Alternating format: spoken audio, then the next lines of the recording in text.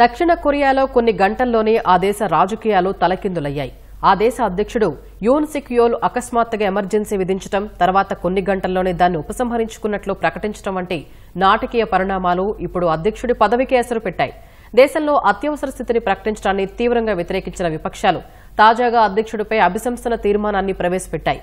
ఈ అభిశంసన ప్రక్రియపై శుక్రవారం దక్షిణ కొరియా పార్లమెంటులో ఓటింగ్ జరగనుంది.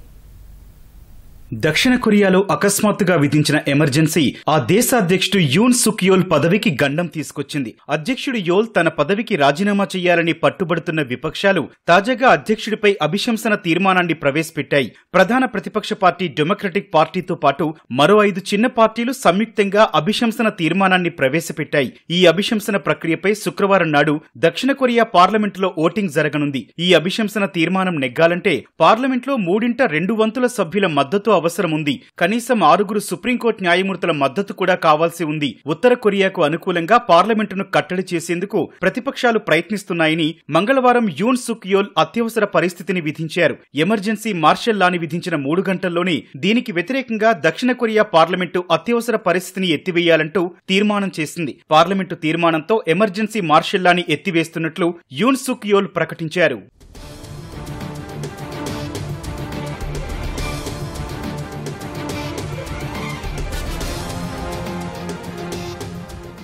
దక్షిణ కొరియా పార్లమెంట్లో మొత్తం 300 మంది సభ్యులున్నారు. అధ్యక్షుడు యూన్ ను పదవి నుంచి దించాలంటే 3/2 మెజారిటీ కావాల్సి ఉంది. అంటే 200 మంది సభ్యుల అవసరం ఉంది. ప్రస్తుతం ప్రధాన ప్రతిపక్ష డెమోక్రటిక్ పార్టీ, ఇతర చిన్న విపక్ష పార్టీలంతా కలిపి 192 మంది ఉన్నారు. అధ్యక్షుడి ఎమర్జెన్సీకి వ్యతిరేకంగా మంగళవారం రాత్రి తీసుకొచ్చిన తీర్మానం 190-0తో నెగ్గింది. యూన్ కు చెందిన అధికార పీపుల్ పవర్ పార్టీకి చెందిన 18 మంది శాసనసభ్యులు కూడా ఎమర్జెన్సీకి వ్యతిరేకంగా ఓట్లు వేసినట్లు తెలుస్తోంది. ఈ పరిణామాలు చూస్తుంటే శుక్రవారం పార్లమెంట్లో జరిగే ఓటింగ్లో అభిశంసన ప్రక్రియ నెగ్గే అవకాశాలు కనిపిస్తున్నాయి.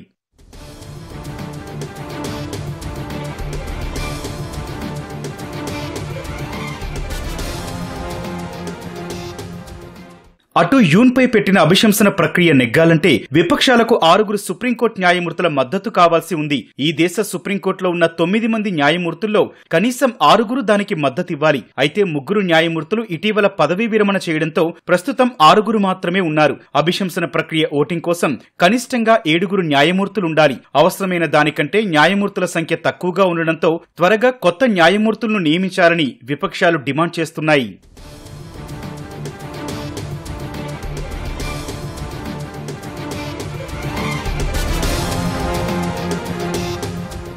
అటు అధ్యక్షుడు యూన్ తీసుకున్న ఎమర్జెన్సీ నిర్ణయానికి తీవ్ర వ్యతిరేకత వస్తోంది. విపక్షాలతో పాటు సొంత పార్టీ నేతల నుంచి ఆయన వ్యతిరేకతను ఎదుర్కొంటున్నారు.